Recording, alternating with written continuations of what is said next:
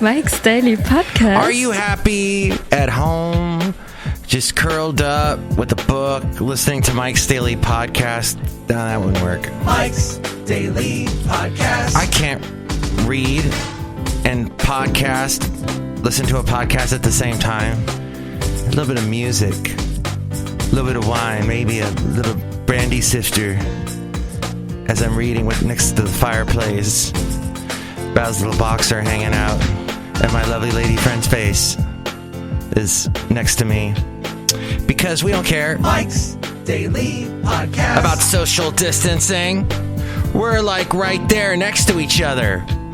Because we're family. Daily I got all my sisters Podcast and brothers with me. No. Yeah! No, don't have that, but I do have my lovely lady friend. And yes, she and I are both considered essential, what we do. I'm in the media. She's in the health profession. And we're both needed. And she's working, I'm working. And we're busy. We're very, very busy. And it's interesting because I work with someone and we're really busy. And he instructs me to do things, right? And yesterday, he says to me, I think we're being cavalier about this whole COVID-19 thing and showing up to work. I'm like, okay, do you want me to just stay home? I'm getting mixed messages. What are you saying?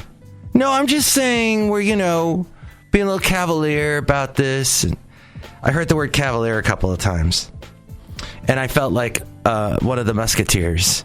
I thought he said musketeers, and I was going to go, oh, ho, ho. But no, we did not. I'm just trying to go, okay, well, if you want A, you have to do B. And he's a very smart man. He knows this. It's just, and I think this is something underlying in probably all businesses is, yeah, we have to work if we're essential, but we should stay home simultaneously. And here's today's podcast picture. Which you can't do. I mean, you can work from home if you have that luxury. Some places can't do that. Here we are at Cafe Anyway, and we're all social distancing, all these people here behind me. All about 80 feet away from each other. By the way, I talked to radio.com, and I mentioned to them, hey, my show isn't playing on your app. And some nice person named Alex, now that could be a guy or a girl, could be a man or a woman, could be gender fluid. But Alex said, you know what? We tried and we can hear it. We are hearing you, Mike. Basil's like, I'm hearing you, Mike. Do you know what Basil and I did yesterday? Well, other than take a nap, this is how my life has gone with Basil. He and I used to walk everywhere, every day we walked. Every day, and I've talked about it on this podcast. I've been podcasting almost as long as I've had Basil. And now he can't walk. So what we do because he's almost 12. Is he 12 yet? He's almost 12, I think. And he's up there. And he can't walk. But he's still very happy, still very playful. He played with my lovely lady friend and I last night. I actually was able to throw him a ball and he was munching on it. But the thing is now we nap together. Now we walk in our dreams. Aww. But I should have had a sound effect for that, huh?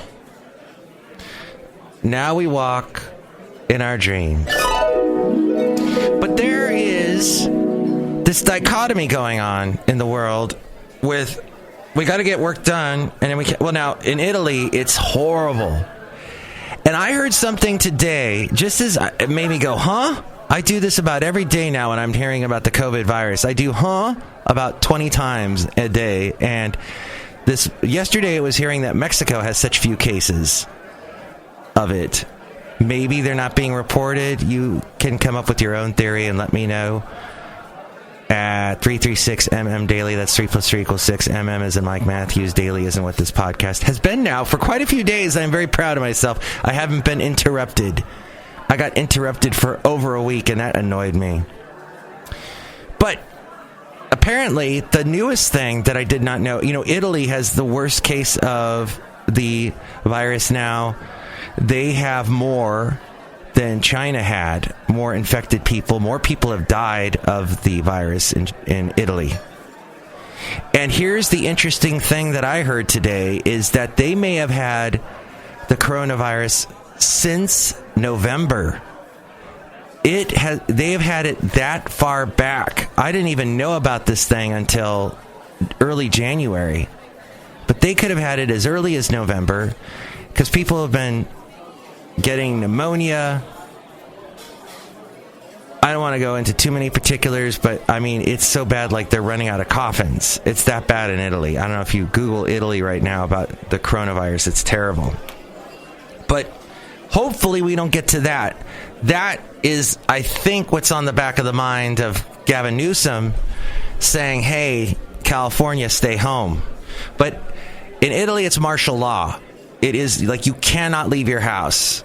The reporter, is it Sylvia Poggioli for NPR? She's been with them for years. She said, and she's always been their Italian correspondent, always talks about like when there's stuff going on with the Pope or with the government. But she said that what's fascinating is now you don't hear streetcar, the city used to be honk, honk, honk, and all the sounds of buses and everything. Now it's just birds. As we're going to hear as we go outside a cafe anyway, where we bring you Mike's Daily Podcast today in Podcastro Valley, Mont. So it's interesting that the earth is reclaiming itself.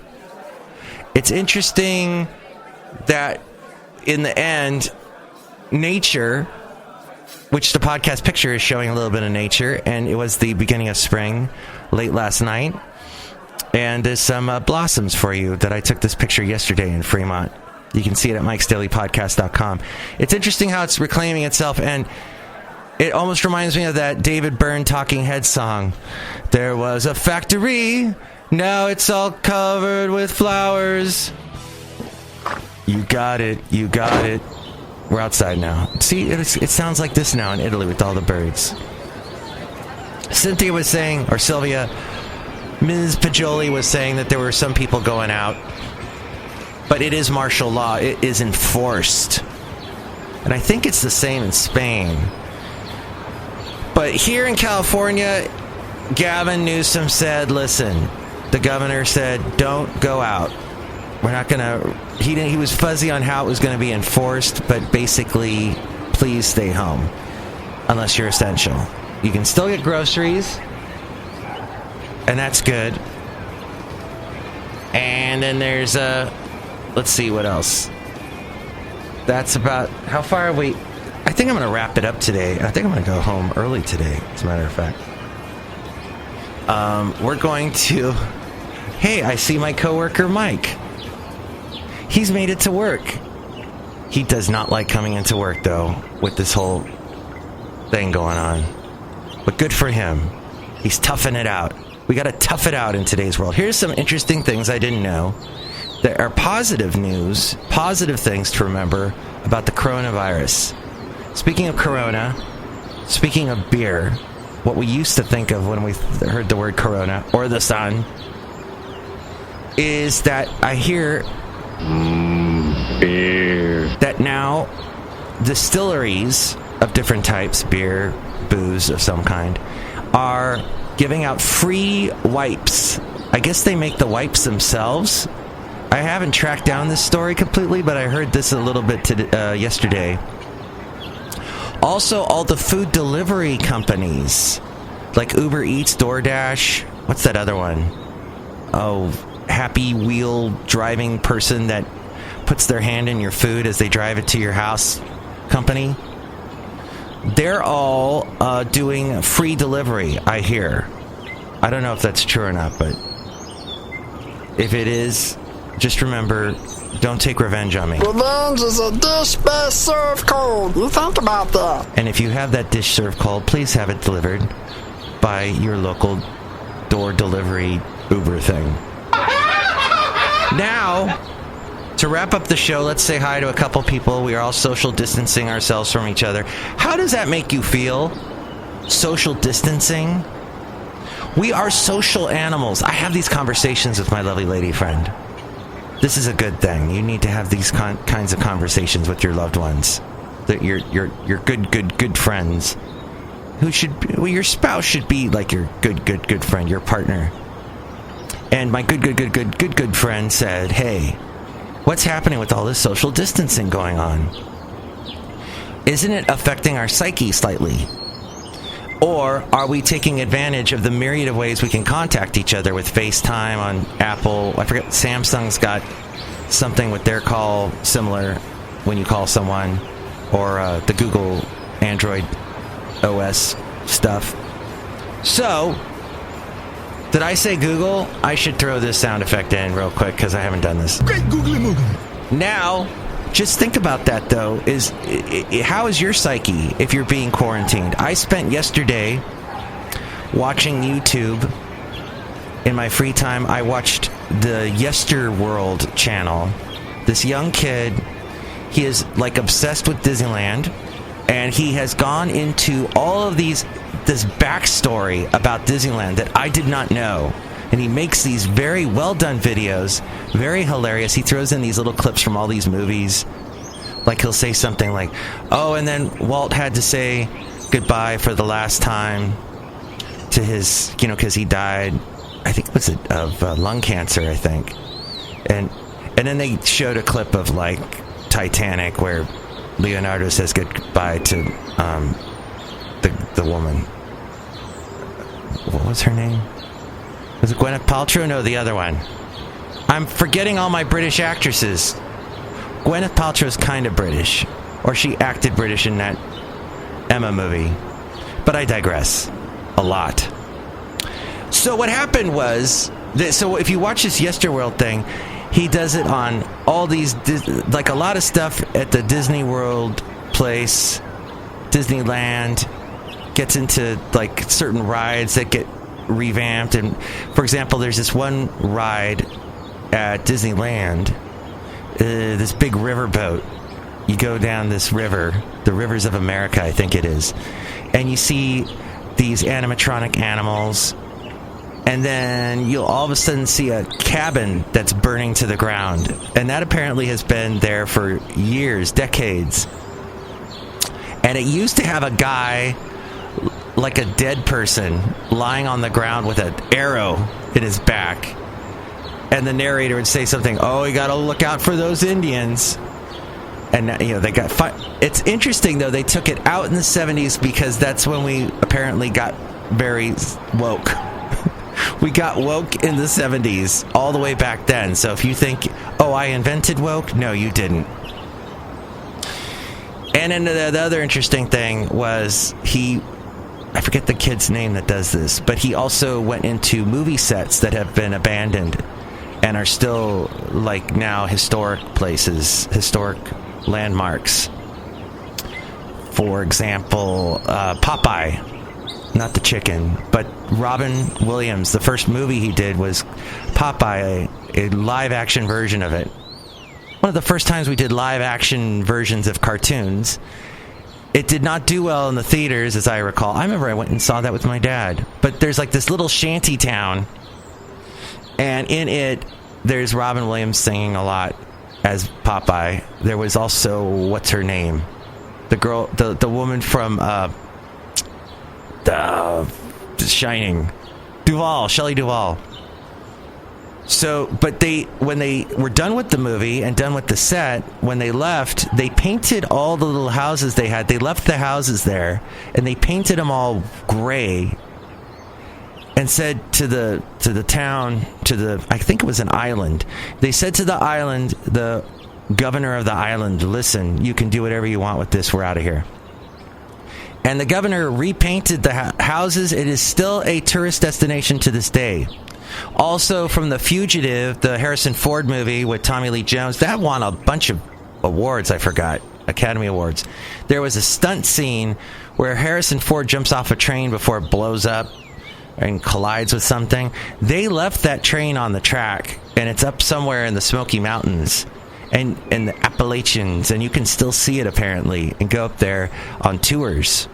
So all these interesting The Star Wars set for Tatooine apparently is still there. So I watched video after video after video of this stuff. It was fascinating to me.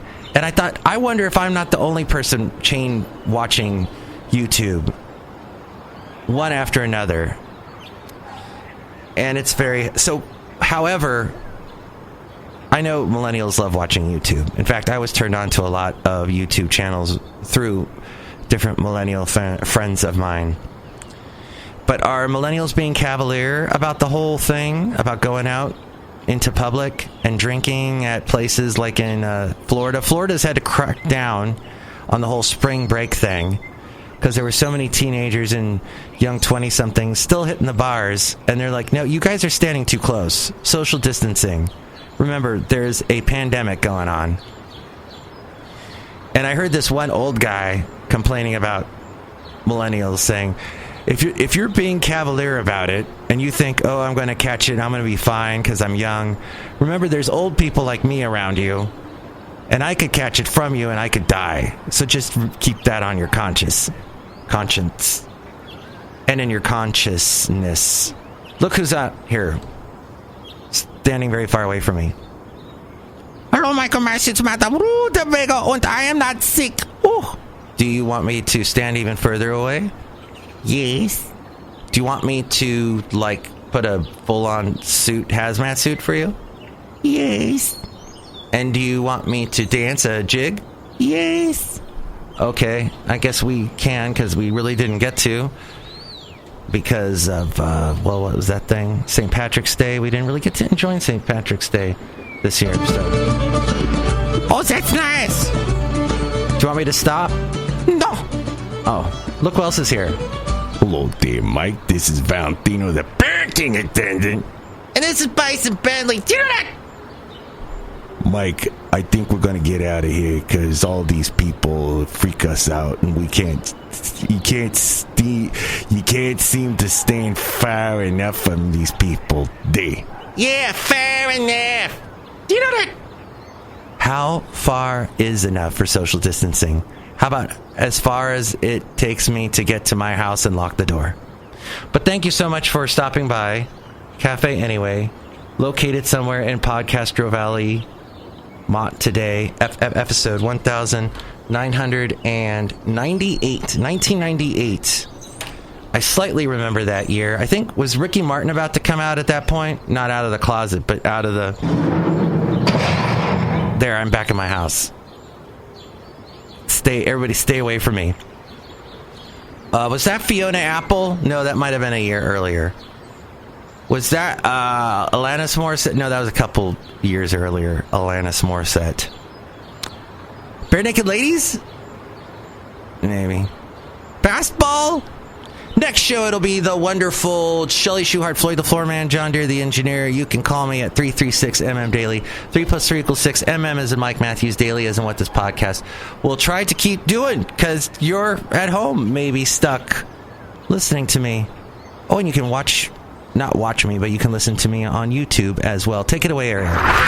Mike's Daily Podcast is written and produced and performed by Mike Matthews. His podcast is super easy to find. Download or listen to his show and read his blog at MikesDailyPodcast.com. Email Mike now at MikesDailyPodcast@gmail.com. See you tomorrow. Bye!